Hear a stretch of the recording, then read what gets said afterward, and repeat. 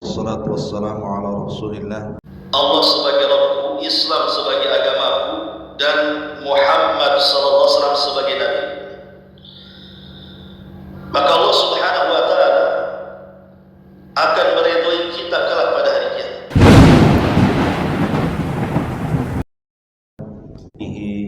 Wa mawalah wala haula wala quwwata illa billahi wa ba'du.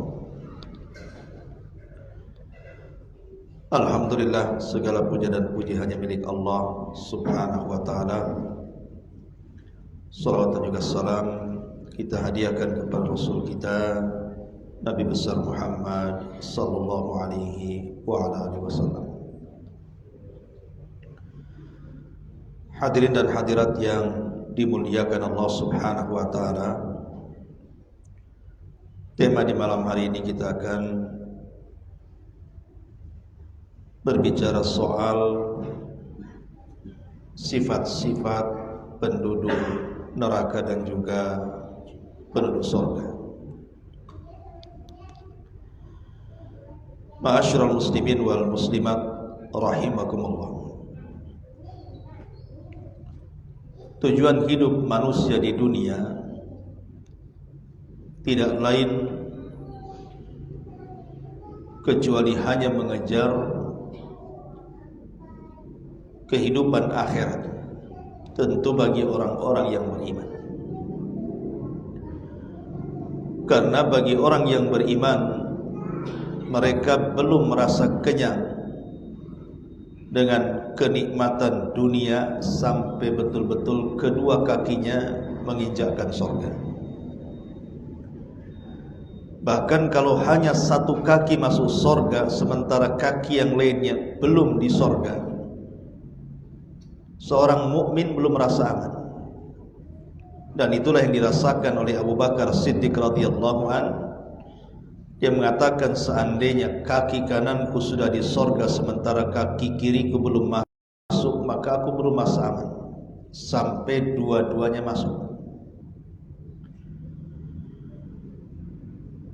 Nah, di sini kita akan membahas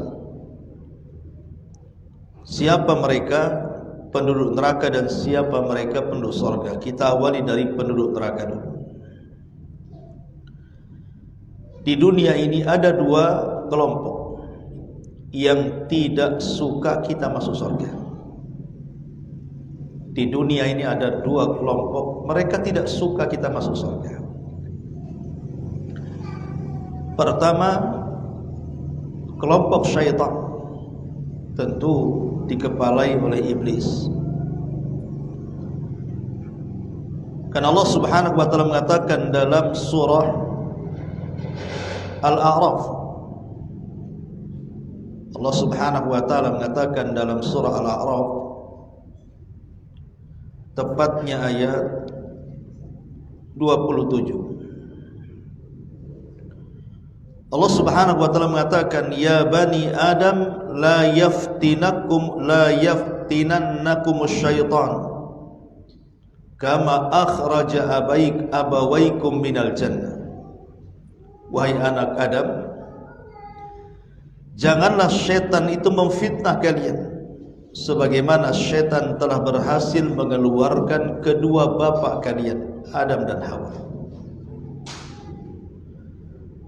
Kemudian Allah Subhanahu wa Ta'ala ulas dalam surah Thaha ayat 117-nya, faqulna ya Adam inna hadza aduwwun lak wa li zaujika fala yukhrijannakuma minal jannati fatashqa. Kami katakan, wahai Adam, sesungguhnya ini maksudnya iblis adalah musuh dan musuh istri, maka jangan sampai dia mengeluarkan kalian berdua dari sorga, maka engkau akan celaka. Dari dua ayat ini bisa kita simpulkan bahwa kelompok yang pertama yang tidak suka kita masuk sorga adalah syaitan, iblis dan bala tentaranya laknatullah alaihim. Mereka tidak suka kita masuk sorga, maunya mereka kita masuk neraka. Ini yang pertama. Adapun kelompok yang kedua disebutkan dalam surah Al-Qasas ayat 41. ketika Allah Subhanahu wa taala membicarakan tentang para penyeru kesesatan. Allah mengatakan wa ja'alnahum a'immatan yad'una ilan nar wa yaumal qiyamati la yunsarun. Dan kami telah jadikan untuk mereka para pemimpin-pemimpin yang akan menyeru manusia ke dalam neraka, dan pada hari kiamat mereka tidak akan mendapatkan pertolongan. Maka kelompok yang kedua adalah para duat, para dai, para penyeru. Tetapi yang diserukan bukan kebenaran, yang diserukan adalah kebatilan dan menyesatkan manusia dengan hawa nafsu mereka. Maka dai-dai yang mengajak kepada pintu-pintu neraka jahanam, maka mereka tidak suka kita masuk surga. Dan sekarang banyak para penyeru kesesatan itu, seperti kita lihat para kelompok liberal yang mereka mengatakan bahwa semua agama sama dan kita merdeka bisa memilih agama apa saja. Padahal Allah Subhanahu wa taala sudah mengatakan inna dina indallahil Islam. Agama yang paling diridhoi Allah hanyalah Islam. Wa man yabtaghi ghairal islami dinan falan yuqbala minhu wa huwa fil akhirati minal khasirin. Siapapun yang mencari agama di luar daripada Islam, selain ditolak, rugi dia. Maka inilah dua kelompok tidak suka kita ini masuk ke dalam surga. Maunya dua kelompok ini kita masuk neraka. Karena manusia itu terbagi menjadi dua kelompok di akhirat, tidak ada yang ketiganya. Imma manusia digolongkan kepada kelompok dan mereka mengarah ke surga, atau kelompok yang mengarah ke neraka. Dan itu banyak disebutkan dalam Al-Quranul Karim, seperti Allah mengatakan dalam surah Al-Hasyr ayat 20, la yastawi ashabun nari wa ashabul jannah, ashabul jannati humul faizun. Tidak sama penduduk neraka dengan penduduk surga itu, karena penduduk surga itulah mereka orang-orang yang mendapatkan keberuntungan. Ma'asyiral muslimin wal muslimat rahimani wa rahimakumullah. Tentu penduduk neraka juga terbagi menjadi dua pembahasan. Ada orang-orang yang secara ta'yin, perorangan individu, itu disebut namanya, dan kalau sudah disebut nama dipastikan masuk neraka. Tetapi kelompok yang kedua tidak disebut nama secara individu, tetapi disebutkan sifat-sifatnya. Adapun yang disebut nama secara individu, siapa mereka? Disebutkan oleh para ulama, orang-orang yang secara individu disebutkan bahwa mereka dipastikan masuk neraka. Pertama adalah iblis. Karena iblis sendiri yang bicara tentang dirinya sendiri. Ketika dia melihat ada orang yang sedang sujud tilawah, antum membaca Quran kemudian melewati 14 tempat dalam Quran, kalau dibaca kita disyariatkan sujud tilawah. Jadi apabila iblis melihat orang yang sedang sujud tilawah itu, maka iblis sakit hatinya dan mengatakan, hamba ini diperintahkan Allah untuk sujud, dia pun sujud, maka dia dapat surga. Tapi dahulu aku diperintahkan sujud, aku pun enggan sujud, faliyan nar, maka untukku neraka. Jadi iblis sendiri yang ngomong bahwa dia pasti masuk neraka. Ma'asyiral muslimin yang dimuliakan Allah Azza wa Jalla. Kemudian yang kedua yang disebut namanya adalah Fir'aun dan juga kaumnya, sebagaimana disebutkan dalam surah Hud ayat 98. Kemudian yang ketiga, Imra'atu Nuh wa Imra'atu Lut, istrinya Nabi Nuh dan istrinya Nabi Lut. Secara tegas Allah Subhanahu wa taala berfirman di dalam Surah At-Tahrim ayat 10. Wa daraballahu mathalan lilladzina kafaru imra'ata Nuhin wa imra'ata Lut kanata tahta 'abdaini min ibadina salihaini fa khanatahuma falam yughniya anhuma minallahi syai'a wa qila dkhulan nara ma'ad dakhilin.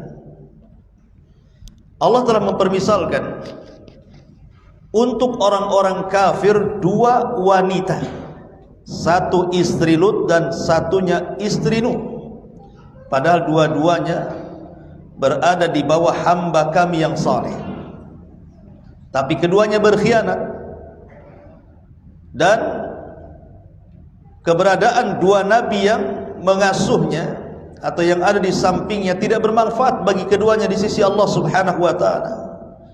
Dan Allah katakan waqilat khulan nara, maka masuklah kalian berdua ke dalam neraka ma'ad dakhilin, bersama orang-orang yang masuk di dalamnya.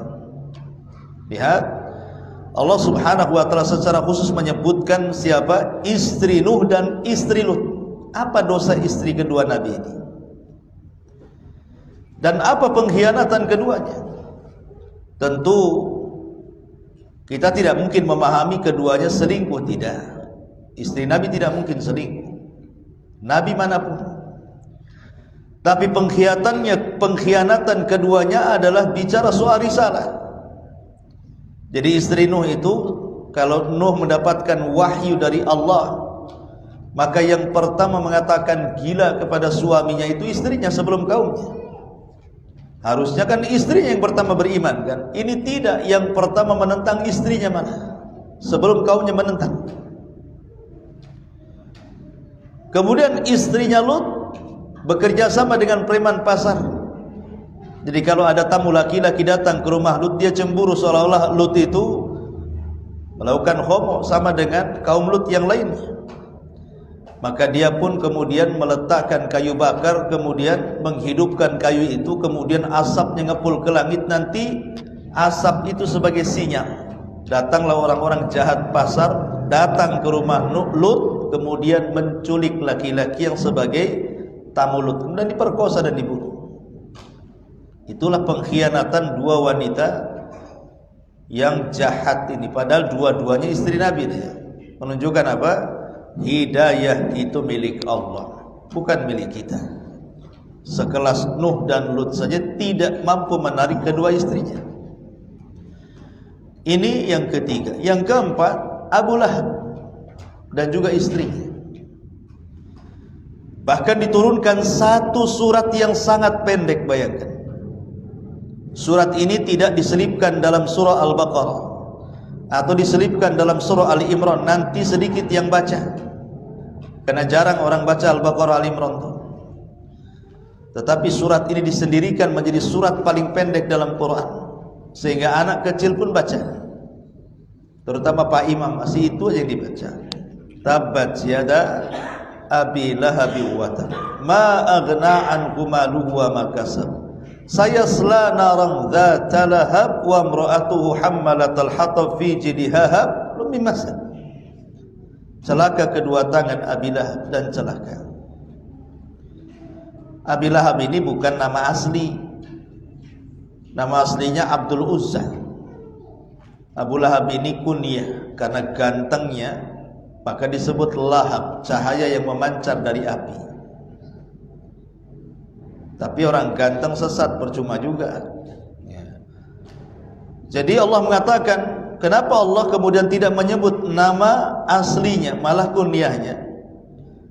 Karena kalau disebut nama aslinya Abdul Uzza itu nama kesyirikan, hamba Uzza. Makanya Quran tidak menerima nama kesyirikan. Makanya diambil kunyahnya, Lahab, Abu Lahab. Dan untuk menjadi ibrah, kalau Quran menyebut nama aslinya dengan meninggalnya Abu Lahab, selesailah kisahnya sampai di situ. Tapi ketika dengan menyebut kunyah gelarnya, tidak menyebut namanya, artinya Abu Lahab itu tidak satu, tetapi akan muncul Abu Lahab yang lainnya sampai hari ini, bahkan sampai kiamat dibangkitkan. Akan muncul banyak Abu Lahab. orang-orang yang menentang agama. Tabbat yada abi lahabi wa tab ma'ad aghna anhu maluhu wa ma kasab. Tidak akan manfaat bagi dia anak dan seluruh daya usaha dia dan kekayaannya. Karena Abu Lahab itu kan sesumbar di hadapan orang-orang. Kalau yang dikatakan si Muhammad itu benar, enggak ada masalah, kata Abu Lahab. Bahwa saya akan masuk neraka yang menyala-nyala, katanya. Aku ini banyak anaknya, anakku sukses semua. Aku banyak hartanya. Dan aku bisa sogok tuh malaikat-malaikat penjaga neraka itu. Coba, dia mau nyogok malaikat Abu Lahab. Maka Allah bantah, ma aghna anhu maluhu wa ma kasab. Enggak ada gunanya di akhirat tuh keturunan dan hartamu, hei Abu Lahab. Bahkan tidak ada pun hartamu yang dibawa ke sana, mau nyogok pakai apa? Hartamu ditinggal di dunia dan anakmu akan terpisah di akhirat. Bahkan saya selana rong zata lahab, engkau akan masuk ke dalam neraka yang menyala-nyala. Wa mra'atuhu, begitu juga istrinya Ummu Jamil, Arwa bintu Harbin, hammalatal hatab, yang suka membawa kayu bakar kemana-mana. Bukan berarti istri Abu Lahab tukang kayu, tidak. Maksudnya membawa kayu bakar itu karena suka mengadu domba. Zaman sekarang ini suka menyebarkan hoax, jadi netizen jahat. Ya. Suka nyebar-nyebarkan hoax tentang Nabi. Ya.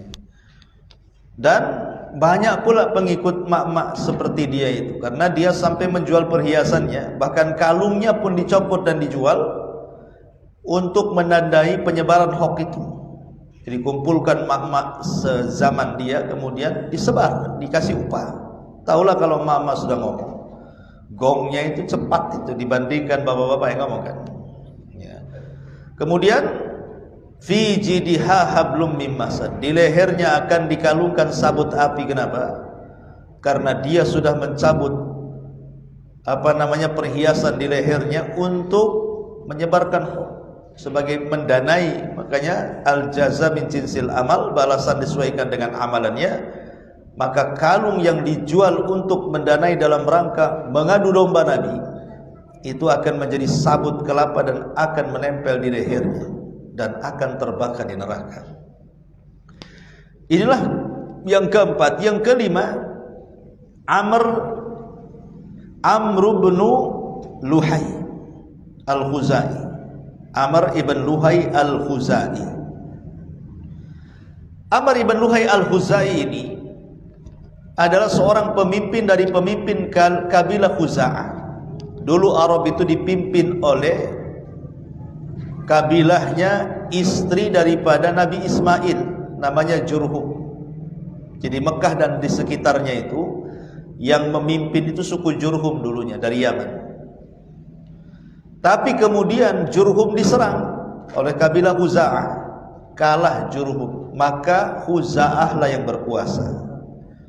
Kemudian Khuza'ah diserang oleh Quraisy, maka Quraisy lah yang berkuasa. Begitulah kemudian terjadi peperangan di zaman itu. Lah di zaman kabilah Khuza'ah ini ada satu pemimpin mereka namanya Amr ibn Amir Al-Khuzai, atau dikenal dengan Amr bin Luhai. Sebelum kedatangan Khuza'ah, Arab dikuasai oleh Jurhum itu mereka masih menyembah tauhid, masih menyembah Allah dan masih menegakkan tauhid karena pengaruh agama Ismail yang masih kuat. Tetapi dengan seiringnya waktu dan dihukum oleh kabilah Khuza'ah, tergeruslah ajaran Khuza'ah namanya Amr ibn Luhai. Dia safar ke Syam, kemudian dia lewat ke sebuah daerah itu semua penyembah berhala. Tertarik pula si Amr ibn Luhai ini kepada berhala-berhala itu. Ditanya satu-satu, ini berhala untuk apa? Berhala itu untuk apa? Dijawab, ini berhala yang ini nih untuk penglaris, yang ini untuk jodoh, yang ini untuk usaha, yang ini pula bisa menurunkan hujan. Lah ketika dia mendengar bahwa yang besar itu bisa menurunkan hujan, dia teringat Mekah itu gersang. Jadi dia pikir kalau bawa berhala itu kemudian diletakkan di Ka'bah nanti bisa hujan. Akhirnya dia mengambil satu berhala yang disebut dengan Hubal. Itulah berhala yang pertama, namanya Hubal. Dibawa oleh Amr ibn Luhai ke Mekah, kemudian ditaruh dalam Ka'bah. Itulah berhala pertama. Akhirnya kemudian Setelah Hubal banyak berhala-berhala yang lainnya, akhirnya seluruh kota Mekah penuh dengan berhala. Makanya disebut jahiliyah. Lah Nabi SAW ketika diutus dan mengembalikan ajaran tauhid, maka Rasul bersabda, inni ra'aitu amra ibna Luhayyin fin nari yajurru am'a'a. Aku melihat Amr bin Luhay di neraka dan terburai ususnya. Kenapa? Li'annahu awal man ghayyara dina Ibrahim. Karena dia orang yang pertama merubah-rubah agama Ibrahim di Jazirah Arab. Rasul menyebut secara nama Amr ibn Luhay. Ya. Lah inilah yang disebutkan para ulama, 5 orang yang disebutkan secara ta'yin namanya. Ya. Adapun tentang sifat-sifat siapa penduduk neraka itu, maka kita mulai dari Al-Quran dulu, baru kepada sunnah Nabi SAW. Adapun dalam Al-Quran yang pertama, Al-Kafaratul wal Musyrikun, orang-orang kafir dan orang-orang musyrik. Allah Subhanahu wa taala berfirman dalam surah Al-A'raf ayat 40, Innal ladzina kadzdzabu bi ayatina wastakbaru anha la tufattahu lahum abwabus sama wa la yadkhulunal jannah hatta yalijal jamalu fi sammil khiyat kadzalika najzil mujrimin. Sesungguhnya orang-orang yang mendustakan ayat-ayat kami dan mereka sombong, tentu yang dimaksudlah orang-orang kafir dan musyrik, maka tidak akan dibukakan kepada mereka pintu-pintu langit saat kematiannya, dan mereka tidak akan masuk ke dalam sorga sampai ada cerita unta masuk ke liang jarum. Mustahil ada unta masuk ke lubang jarum. Benang aja kadang-kadang susah itu kalau minusnya jarak dekat, nggak masuk-masuk. Unta pula masuk ke lubang jarum, gimana caranya? Kecuali jarumnya gede kan itu. Jadi orang-orang musyrik dan orang-orang kafir selamanya tidak akan masuk surga. Mereka akan tetap di neraka. Dan satu-satunya orang kafir yang diringankan azabnya di neraka itu cuma satu orang, Abu Thalib. Kata Nabi SAW, kalau bukan karena aku, tentu Abu Thalib itu berada di gelombang api neraka, tapi Allah pindahkan sehingga nerakanya sampai ke tumitnya saja, tapi cukup mendidihkan kepalanya, kata Rasul. Kemudian yang kedua, al-mujrimun, orang-orang yang suka melakukan dosa, maka mereka terancam dengan jahannam. Innal mujrimina fi adzabi jahannam khalidun. Sungguhnya orang-orang mujrim, orang-orang yang suka melakukan dosa, dipastikan masuk jahannam, kecuali dosa-dosa yang tahta masyiatillah, di bawah kehendak Allah. Kalau Allah berkehendak ya diampuni, kalau Allah tidak berkehendak ya dicuci dulu neraka, kan gitu. Kemudian yang ketiga, orang-orang munafik. Allah mengatakan innal munafiqina fi darkil asfali minan nar. Orang munafik itu diletakkan di intip neraka yang paling dalam. Jadi kalau neraka itu berlapis-lapis sama dengan bumi berlapis-lapis, maka lapisan yang paling dalam itu orang-orang munafik. Kemudian baru di atasnya orang-orang murtad. Kemudian di atasnya orang-orang kafir asli. Kenapa orang-orang kafir asli justru di urutan ketiga? Harusnya orang kafir asli dari orok dia kafir sampai mati kan paling dalam tuh harusnya kan. Kenapa kemudian dia di urutan ketiga? Justru orang munafik itu yang paling dalam sendiri. Karena orang munafik itu lebih bahaya kepada Islam dibandingkan orang kafir. Orang kafir jelas, tapi orang munafik tidak jelas. Mereka yang merusak Islam. Makanya diletakkan di intip neraka yang paling dalam. Baru orang murtad. Kenapa orang murtad nomor 2 urutannya? Siksanya terberat karena dia sudah dapat hidayah malah dilepas pula hidayahnya. Kan bodoh orang kayak gitu. Sudah dapat hidayah malah dilepas hidayahnya. Kalau orang kafir kan tidak dapat hidayah. Ini sudah dapat hidayah malah kemudian dilepas hidayahnya. Makanya orang seperti ini layak diletakkan di neraka yang paling dalam, nomor urut 2 setelah munafik. Baru yang ketiga agak ringan ya orang kafir asli. Baru di atasnya orang kafir asli orang-orang yang berdosa. Ma'asyiral muslimin wal muslimat rahimakumullah. Kemudian yang keempat, al-muti'una li ru'asaihim mudallin. Para pengikut kepada orang-orang yang menyesatkan mereka. Orang-orang awam yang tidak tahu menahu, akhirnya main ikut saja kan. Apa kata tokohnya A ikut A, B pada sesat. Makanya negeri kita ini aneh, sering saya katakan likulli sakitin lakit. Orang Arab mengatakan setiap yang jatuh itu pasti ada yang mungut. Maknanya setiap ajaran sesat ada saja pengikutnya. Ngaku Nabi saja ada pengikutnya. Ngaku Imam Mahdi ada pengikutnya. Coba bayangkan. Padahal yang ngaku Imam Mahdi ini perempuan, ada juga pengikutnya. Padahal Imam Mahdi kan laki-laki, kenapa jadi perempuan pula? Itulah satu-satunya di Indonesia. Siapa? Lia Edan itu siapa? Ada juga pengikutnya, kawan. Sesat-sesatnya ajaran di negeri kita ini ada pengikutnya. Baik pengikut di alam nyata atau di alam gaib.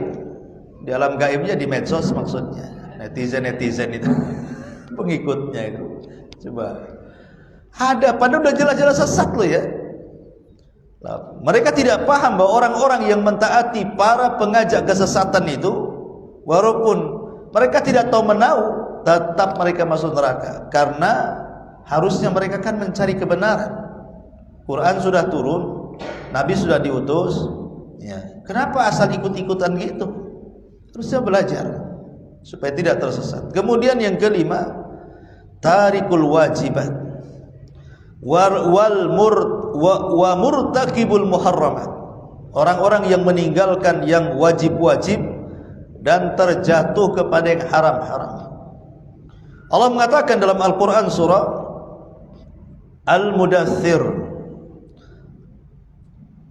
Allah mengatakan, ketika Allah mengatakan kenapa kalian masuk ke neraka Saqar, kenapa kalian masuk ke neraka Saqar, masalakakum fi Saqar, kenapa kalian bisa masuk ke neraka Saqar? Maka penuh neraka Saqar mengatakan apa? Qalu lam naku minal musallin wa lam naku nut'imul miskin wa kunna nakhudu ma'al khaidin wa kunna nukadzibu biyaumiddin. Karena dulu di dunia kami jarang sholat, bahkan tidak sholat. Kami di dunia tidak punya empati kepada orang-orang fakir, orang-orang miskin. Dan kami juga selalu terlelap dalam kesesatan dan mendustakan hari kebangkitan.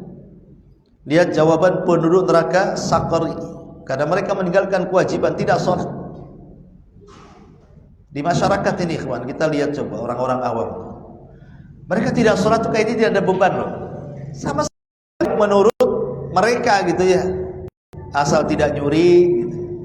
Asal tidak jadi preman, asal tidak malak, nah itu orang baik gitu. Walaupun tidak sholat gitu. Padahal lebih parah dia meninggalkan sholat dibandingkan malak kan gitu.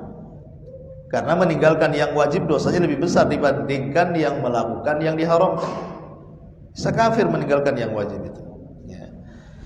Kemudian juga yang nomor 6, al-jabbarun al-mutakabbirun, orang-orang yang sombong, orang-orang yang ujub, yang takabur.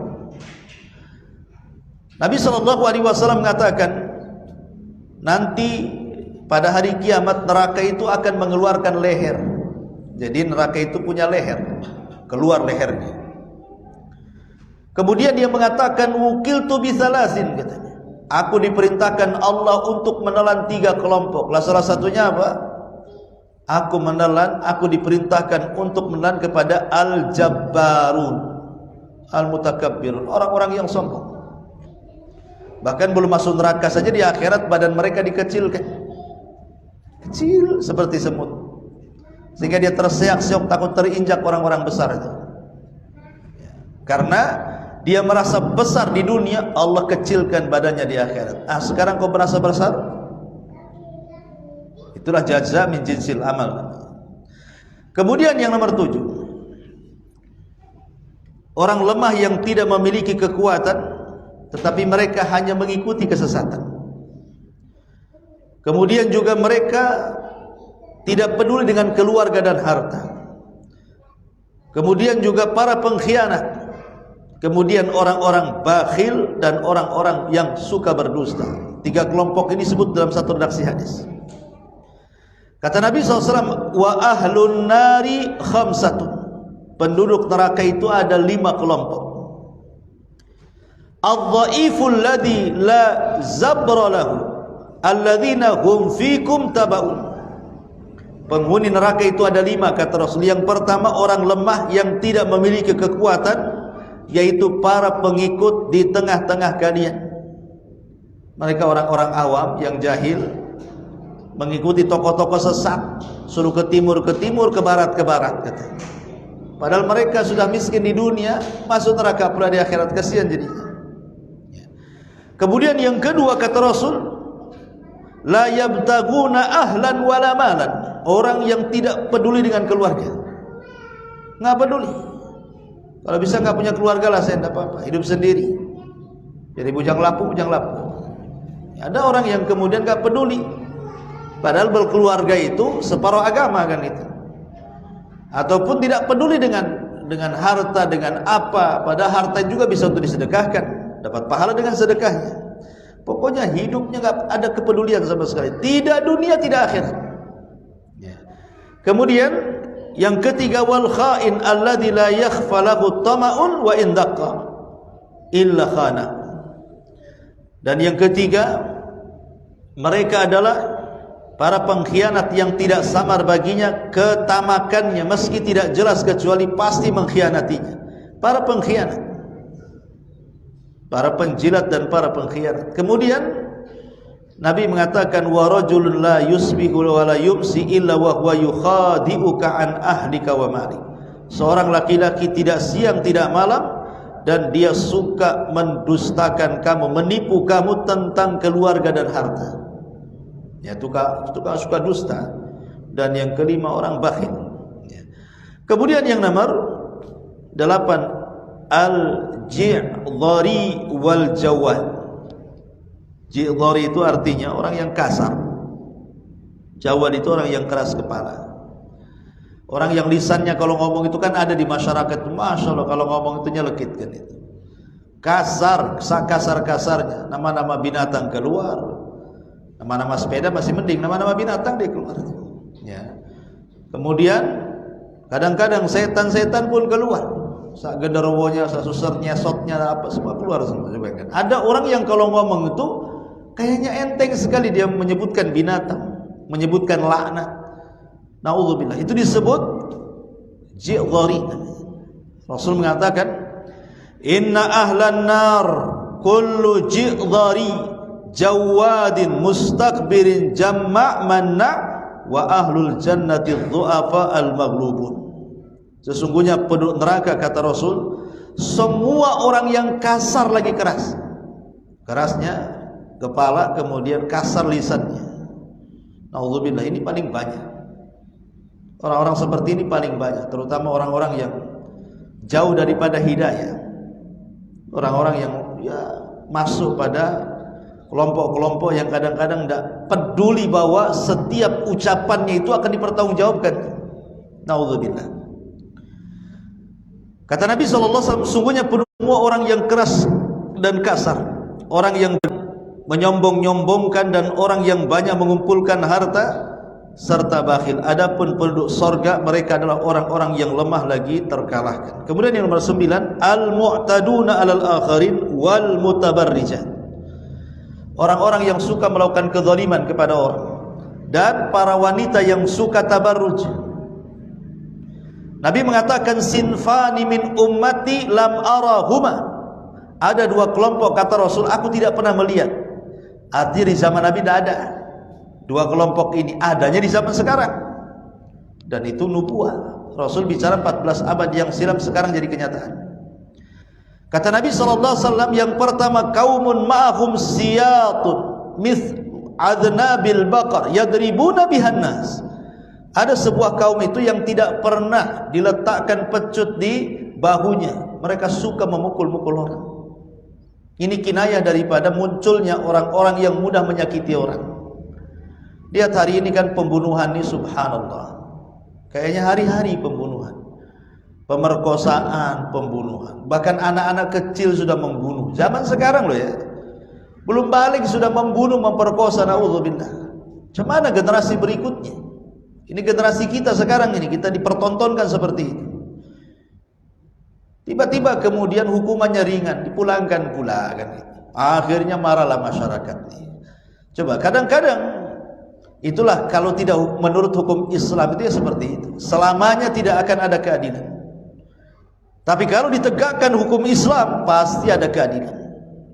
Selamanya kalau meninggalkan hukum Islam pasti tidak ada keadilan. Maka kalau ingin negara ini mendapatkan keadilan, karena kan kantor pengadilan banyak, tapi keluar dari kantor itu merasa dizalimi. Harusnya kan kalau masuk kantor pengadilan kan merasa tuh dapat keadilan. Tidak juga. Masuk kantor itu malah merasa dizalimi kan itu. Tidak mendapatkan keadilan. Kantor pengadilan banyak, yang mendapatkan keadilan sedikit. Itu yang terjadi sekarang. Kenapa? Karena tidak berhukum dengan hukum Islam, itu masalahnya. Ya. Jadi mereka ya tetap saja merasa tidak pernah mendapatkan keadilan. Kemudian yang kedua kata Rasulullah, wa nisaun kasiyatun ariyatun ma'ilatun mumilatun ru'usuhunna ka'asnibatil bukhtil ma'ilah la yadkhuluna al-jannah wa la yajiduna rihaha wa inna rihaha la yujadu min masirati kadza wa kadza. Kata Rasul, dan wanita-wanita yang telanjang tapi berpakaian tapi telanjang. Wanita-wanita yang berpakaian tapi telanjang, lenggak-lenggok sana sini, kepala mereka seperti punuk unta yang melenggok. Mereka tidak akan masuk sorga, mencium bau sorga pun tidak akan, padahal bau sorga itu tercium sejarak ini dan itu saking jauhnya. Dan kita saksikan hari ini kan, antum yang hidup di Nagoya hari-hari lah nengok. Kalau saya di Tiban kan masih jarang-jarang. Coba, subhanallah, mereka tidak takut bahwa mereka tidak akan masuk sorga, bahkan mencium bau sorga pun tidak. Mereka tidak takut. Alasannya sederhana. Apa itu? Mencari penghidupan. Harus cari kerja apa? Saya terpaksa saya melakukannya. Enggak ada kalimat terpaksa itu. Bumi Allah ini luas, rizki Allah itu luas. Yang halal lebih banyak dibandingkan yang haram. Anda ini sedang mengikuti hawa nafsu, mengikuti syaitan. Dunia ini luas, yang halal banyak. Anda tidak hidup lama di dunia ini. Sebentar pun akan mati. Coba kalau meninggal dalam kondisi seperti itu. Kita lihat kadang-kadang di koran, ada seorang wanita, ya mungkin wanita malam, tiba-tiba meninggal di hotel, ditikam pasangannya yang enggak jelas. Coba mati dalam kondisi seperti itu. Mati di diskotik sedang mabok, ya kadang-kadang minum obat overdosis, mati dalam kondisi seperti itu, dia mati. Sudah susah di dunia gitu kan, kesenangannya sesaat, di akhirat pula bau surga tak dicium dia. Macam mana masuk ke dalam surga? Ma'asyiral muslimin wal muslimat rahimakumullah. Kemudian juga yang nomor 10, orang-orang yang suka hasad. Sebenarnya hasad ini ikhwan, saya antum siapapun pasti punya hasad. Tidak ada manusia yang tidak punya hasad. Tapi orang baik menyembunyikan hasadnya. Orang jahat itulah yang menampakkan hasadnya. Hasad kalau disembunyikan tidak ada masalah. Kayak antum melihat ada kawan punya rumah bagus, kepengen, itu kan hasad juga. Ada kawan punya mobil bagus, kepengen, itu hasad juga. Tapi kan kita sembunyikan. Ya. Orang baik itu pasti akan menyembunyikan hasadnya, tapi orang jahat dia akan menampakkan. Bahkan dia berangan-angan untuk menghilangkan kenikmatan orang dan berpindah kepada dia, atau minimalnya hilang tapak yang berpindah. Tapi jangan kemudian dia lebih daripada saya kan. Nah ini kan masalah. Kemudian juga orang-orang zalim. Kemudian para qati'ir rahim, orang yang memutus silaturahim. Kemudian juga al-ya'isina min rauhillah, orang-orang yang putus asa daripada rahmat Allah. Ada orang itu di dunia karena sudah banyak dosa, mau taubat itu malas, takutnya Allah tak menerima taubatnya, akhirnya diputus asa. Padahal putus asa itu lebih besar dosanya dibandingkan dosanya sendiri. Kenapa? Karena putus asa itulah yang menghalangi orang taubat.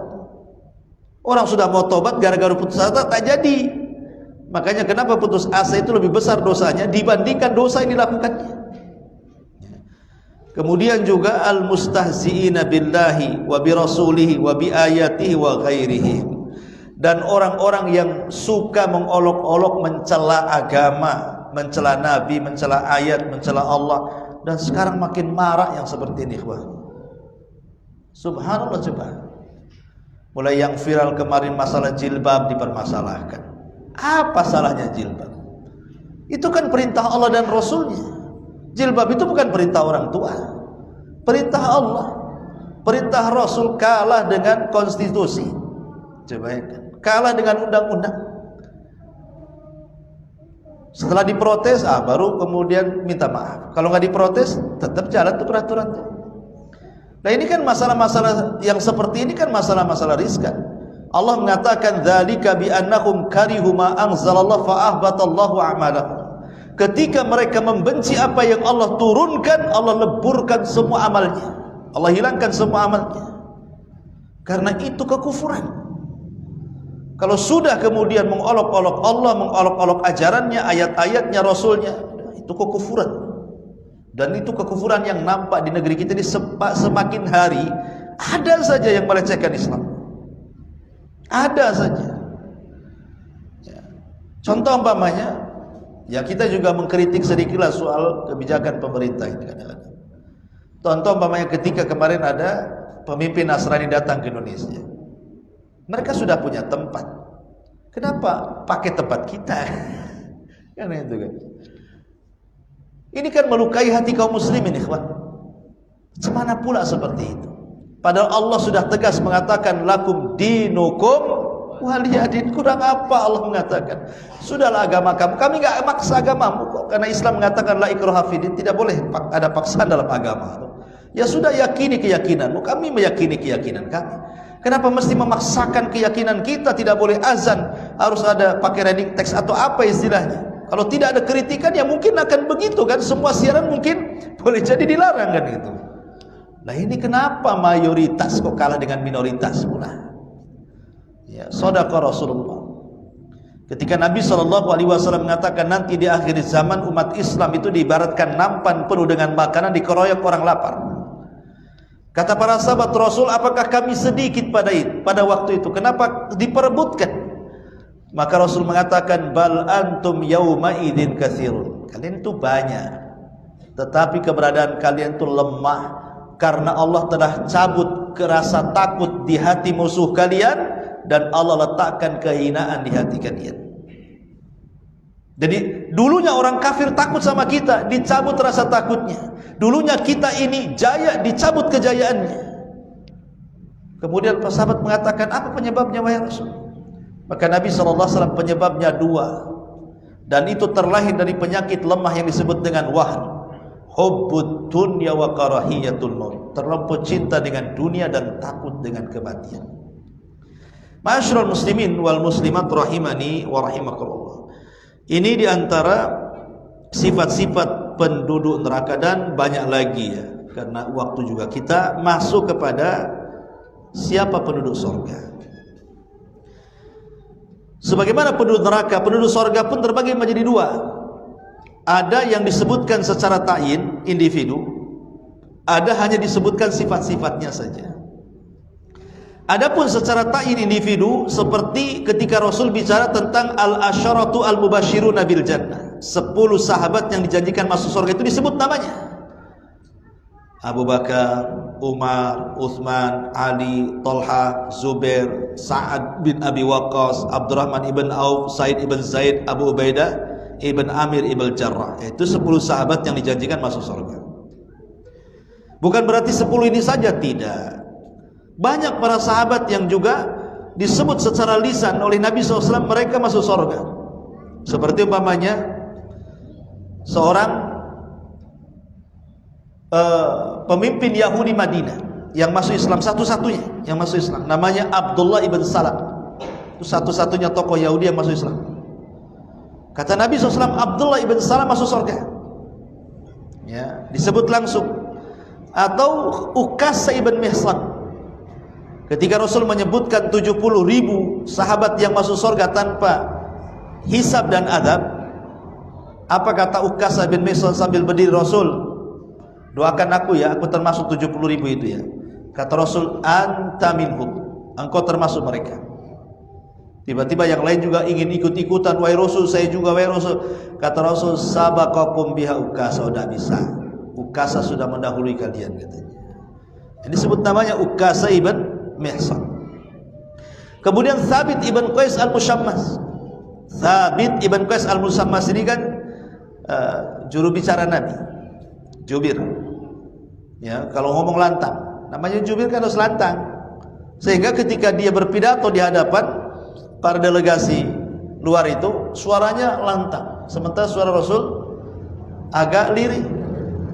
Turun ayat. Sebenarnya ayat ini bukan ditujukan kepada Thabit ibn Qais, tidak.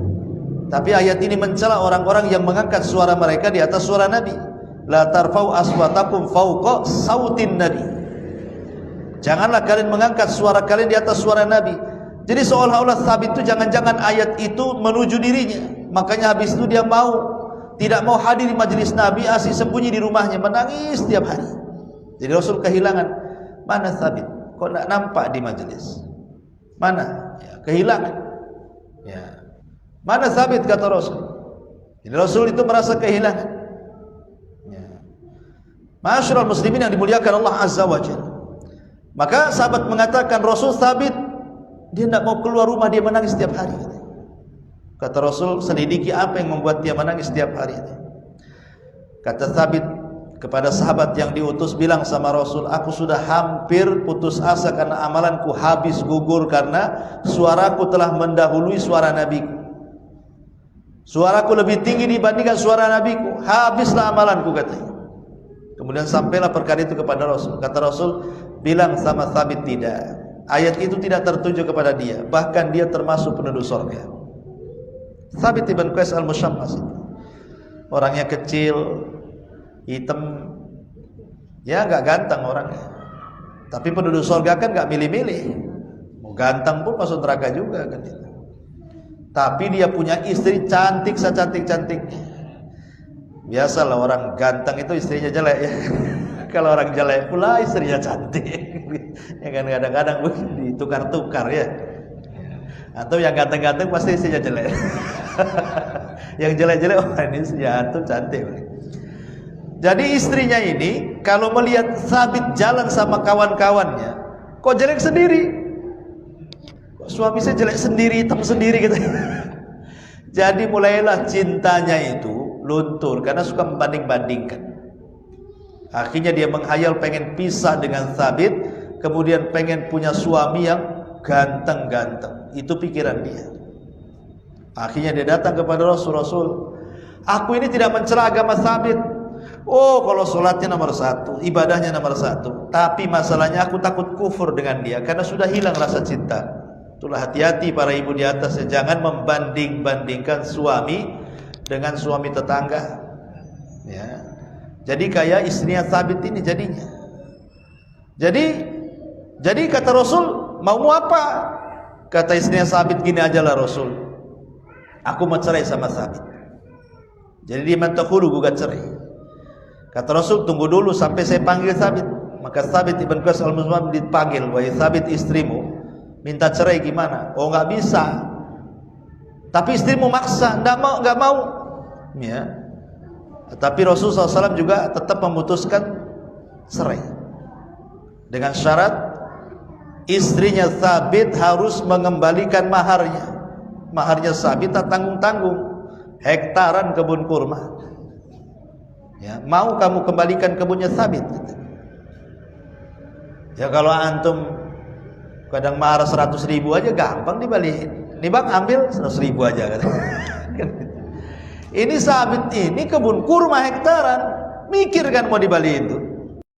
Tapi karena dia memang sudah tidak cinta, dibalikin tuh kebun kurmanya. Akhirnya setelah masa idahnya, rupanya dia mendapatkan suami yang menurut dia itulah idaman selama ini. Orangnya tinggi, putih, ganteng, pokoknya wah, sesuai dengan keinginannya. Tetapi perjalanan rupanya tidak seperti itu. Rupanya suami yang baru ini tidak mampu memuaskan dia dalam urusan seks. Dalam urusan ranjang tidak memuaskan. Thabit pula memuaskan. Dia jelek tapi dia memuaskan. Akhirnya dia nyesel. pengen cerai dengan suami barunya dan pengen balik kepada Thabit. Bayangkan. Ya. Wa asa an tuhibbu syai'an wa huwa syarrul lakum. Terkadang apa yang kau anggap baik itu rupanya buruk pula. Belum tentu. Ya. Suami yang sekarang ini ya ibu ya, itu lebih jelek dibandingkan angan-angan ibu. Kadang ibu suka ngerumpi dengan tetangga, ceritalah suami-suaminya masing-masing. Enak suami antu gaji gede katanya. Belum tentu yang gaji gede itu baik, dan belum tentu juga yang gaji sedikit itu jahat kan. Terkadang ada kelebihan satu dengan yang lain. Contohlah kehidupan istrinya Thabit. Nah, Thabit ini juga salah seorang sahabat yang dijamin masuk surga. Kemudian juga Abdullah bin Mas'ud, orangnya ceking, kurus, bahkan saking kurusnya itu betisnya kayak dibungkus kulit, ada daging. Jadi satu hari dia naik ke pohon kurma, datang angin, tersingkap jubahnya, nampak betis kurusnya. Sahabat tertawa. Maka Rasul mengatakan, jangan kalian mentertawakan kedua betis Abdullah bin Mas'ud, karena kalau ditimbang di hadapan Allah lebih berat dibandingkan 2 gunung Uhud gitu. Artinya di hadapan Allah itu yang ditimbang bukan berat badan. Kalau ditimbang berat badan, saya untuk lebih gemuk daripada antum kan. Dan yang kurus ya pasti dia akan menggemukkan sebelum mati kan. Tapi itu pula bukan sebagai dasar ditimbangnya kita pada hari kiamat. Yang ditimbang itu amalan dan catatan. Ya. Ma'asyiral muslimin yang dimuliakan Allah Azza wa Jalla. Kemudian juga Hasan dan Husain, bahkan dia akan menjadi pemimpin para pemuda di sorga. Kemudian juga Arab Badui, ya tidak disebut namanya, tapi Nabi SAW ketika Arab Badui berkata, Rasul, apakah kalau saya hanya mencukupkan yang wajib-wajib saya akan masuk surga? Kata Rasul, ya, kalau engkau jujur dengan ucapanmu. Ya. Ataupun ketika Nabi SAW melihat seorang laki-laki yang sangat sahaja dan sederhana menenteng sandal dengan rambut yang basah seolah-olah habis wudu, kata Rasul, maukah kutunjukkan siapa laki-laki termasuk penduduk surga? Maka ditunjuklah itu orangnya. Maka Abdullah ibn Amr ibn As penasaran, kenapa orang itu dikatakan penduduk surga oleh Nabi? Diintailah akhirnya. Rupanya dia punya amalan satu yang luar biasa. Amalan yang lainnya kalah dengan sahabat yang lain, seperti ya sholat malamnya biasa, puasa sunnahnya biasa, baca Qurannya biasa, zikirnya biasa. Ada yang lebih luar biasa. Kenapa Rasul tidak mengatakan penduduk surga? Karena dia punya amalan hati. Setiap malam dia mengatakan, ya Allah, ku maafkan semua orang yang mendolimiku hari ini. Itu amalannya. Setiap sebelum tidur dia ngomong gitu. Ya Allah, ku maafkan semua yang menyakitiku pada hari ini. Besoknya ngomong gitu lagi. Besoknya ngomong itu aja amalannya sampai dia mati. Ya. Jadi tidak menaruh dendam sama sekali. Ataupun Nabi SAW ketika menyebutkan istri-istri beliau banyak Khadijah. Ketika Jibril mengatakan kepada Rasul, wahai Rasul, sebentar lagi istrimu akan sampai, maksudnya Khadijah, dia membawa makanan dan lauk. Wabashirha, sampaikan kepada dia berita gembira dari Allah. Wabashirha bi baitin min qasabin la khasaba fiha wala nasab. Sampaikan kepada Khadijah dia telah dibuatkan istana dari mutiara yang di dalamnya tidak ada kebisingan dan keletihan. Kenapa? Karena Khadijah tidak pernah membuat bising suaminya ataupun membuat lelah suaminya. Lain kalau istri antum, hari-hari bising aja. Wah, bising aja kan itu. Udah bising lemas lah antum, jadi pusing di luar sampai rumah lebih pusing kuadrat pusingnya. Ya. Jadi itulah diantara, ataupun Rasul juga menyebutkan Aisyah, menyebutkan Fatimah, banyaklah orang-orang yang disebutkan secara ta'in nama, ya, atau perorangan. Tapi di sana juga ada sifat-sifat yang disebutkan oleh Allah Subhanahu wa taala. Pertama dari Al-Qur'an, mereka adalah orang-orang yang beriman kemudian mengamalkan amal kesolehan. Allah mengatakan dalam surah Al-Baqarah 25, wa basyiril ladzina amanu wa amilus shalihat anna lahum jannatin tajri min tahtihal anhar. Beri kabar gembira orang-orang yang beriman dan beramal saleh, bagi mereka surga yang mengalir di bawahnya sungai-sungai. Ini pertama. Yang kedua, al-muttaqun, orang-orang yang bertakwa. orang dilarangan. Allah mengatakan yang nomor 6, nomor 5 adalah as-sadiqun, orang-orang yang jujur. Sebagaimana Allah mengatakan dalam surah Al-Maidah 119. Kemudian juga as-sabiquna ila fi'lil khairat, orang-orang yang bersegera untuk melakukan peluang kebaikan. Apapun peluang kebaikan dilakukan dia. Sebagaimana surah At-Taubah ayat 100. Kemudian juga para mujahidin, baik jihad dengan hartanya, dengan jiwanya, dengan waktunya, maka mereka juga dijamin masuk surga seperti disebutkan dalam At-Taubah ayat 111. Kemudian orang-orang yang khusyuk, orang-orang yang takut, orang-orang yang mampu menundukkan hawa nafsunya, maka mereka pun orang-orang yang jamin surga seperti Allah mengatakan dalam surah Al-Bayyinah ayat 7-8 dan An-Nazi'at ayat 40-41. Kemudian At-Taibun, orang-orang yang senantiasa bertobat kepada Allah sebagaimana Allah sebutkan dalam surah Maryam ayat 60. Ini di dalam Al-Quran. Adapun hadis-hadis Nabi, mereka orang-orang yang tidak pernah meninggalkan membaca ayat kursi setelah sholat. Rasul mengatakan, man qara'a ayatal kursi fi duburi kulli salatin maktubatin lam yamna'ku min dukhulil jannah illa an yamut. Siapa yang membaca ayat kursi setelah selesai sholat, maksudnya sholat wajib, tidak akan mencegah dia masuk surga kecuali kematian. Artinya kalau dia mati langsung masuk surga, gitu maksudnya. Kemudian juga orang yang berdoa minta surga. Nabi mengatakan, man sa'alallah al-jannata thalatha marrat qala al-jannah Allahumma adkhilhul jannah. Barang siapa yang mengatakan, ya Allah masukkan aku ke surga, masukkan aku ke surga, maka surga akan bicara dengan Allah, ya Allah masukkan dia ke dalam surga. Maka banyak-banyaklah minta supaya dimasukkan ke dalam surga. Kemudian yang ketiga, memperbanyak sayyidul istighfar. Sebab kalau dibaca di sore hari kemudian mati sebelum pagi, dipastikan masuk surga. Kalau dibaca di pagi sebelum sore kemudian meninggal, maka dipastikan masuk surga. Nabi mengatakan dalam hadis Bukhari dari Sadad ibn Aus, sayyidul istighfar, penghulunya istighfar, antakula engkau mengatakan Allahumma anta rabbi la ilaha illa anta khalaqtani wa ana abduk wa ana ala ahdik wa wa'dika mastata'tu a'udzu bika min syarri ma sana' abu'u laka bi ni'matika alayya wa abu'u bi dhanbi wa faghfirli fa innahu la yaghfiru dzunuba illa anta. Apa kata Rasul?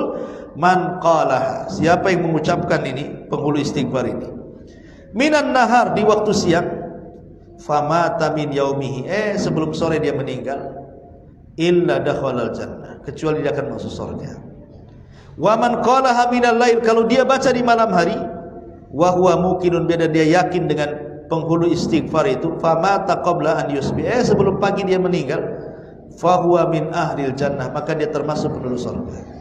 Maka jangan tinggalkan pagi dan petang membaca sayyidul istighfar, terutama Anda yang sakit-sakit parah gitu ya. Kemudian yang nomor berikutnya, doa setelah berwudu. Nabi mengatakan, ma minkum min ahadin yatawadda fayablugh aw yusbik alwudu thumma yaqul asyhadu an la ilaha illallah wahdahu la syarikalah wa anna Muhammadan abduhu wa rasuluh illa futihat lahu abwabul jannati tsamaniyatu yadkhulu min ayyi abwabin syaa. Siapa di antara kalian yang selepas wudu kemudian membaca apa bacaannya? Asyhadu an la ilaha illallah wahdahu la syarikalah wa anna Muhammadan abduhu wa rasuluh. Antum bisa juga tambah raditu billahi rabban bil islami dinan wa bi Muhammadan nabiyya wa rasulah. Kecuali Allah akan buka 8 pintu sorga dan kita bisa masuk dari mana pintu yang kita suka.